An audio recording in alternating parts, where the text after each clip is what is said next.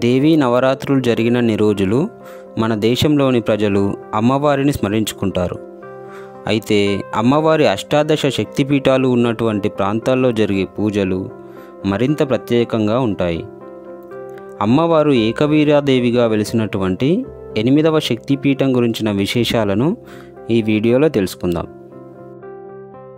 మహారాష్ట్రలోని నాందేడ్ సమీపంలో గల మాహోర్ క్షేత్రంలో ఉంటుంది శక్తిపీఠం.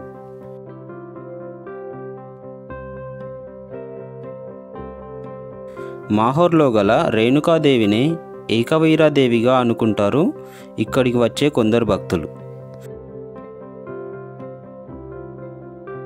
కానీ అసలైన ఆలయం మాహోర్కు 15 కిలోమీటర్ల దూరంలో పెన్గంగా నది ఒడ్డున ఉంటుంది.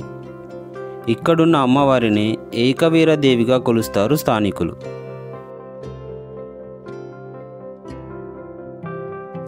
దక్ష ప్రజాపతి కుమార్తె అయిన సతీదేవికి శివుడంటే అపారమైన భక్తి. సతీదేవి తన తండ్రి మాటను కాదని పరమేశ్వరుణ్ణి పెళ్లాడుతుంది. ఒకరోజు దక్షుడు తాను చేసే బృహస్పతి యాగానికి దేవతలందరినీ పిలిచి కూతురిని అల్లుడిని పిలవలేదు. అయినా సతీదేవి పుట్టింటి వారు ప్రత్యేకంగా పిలవాలా అని చెప్పి శివుడు వద్దన్నా వినకుండా యాగానికి వెళ్తుంది.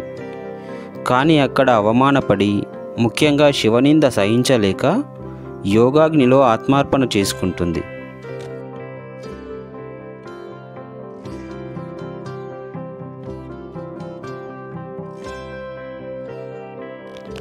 అందుకు ఆగ్రహించిన శివుడు తన శివగానాలతో యాగశాలను ధ్వంసం చేస్తాడు.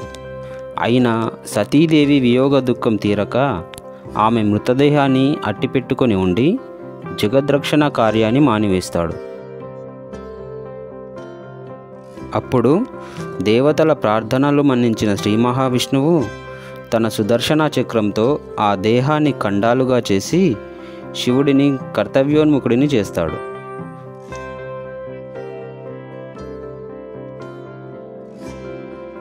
సతీదేవి శరీర భాగాలు పడిన స్థలాలు ప్రస్తుతం శక్తిపీఠాలుగా భక్తులకు ఆరాధనా స్థలాలుగా అయ్యాయి.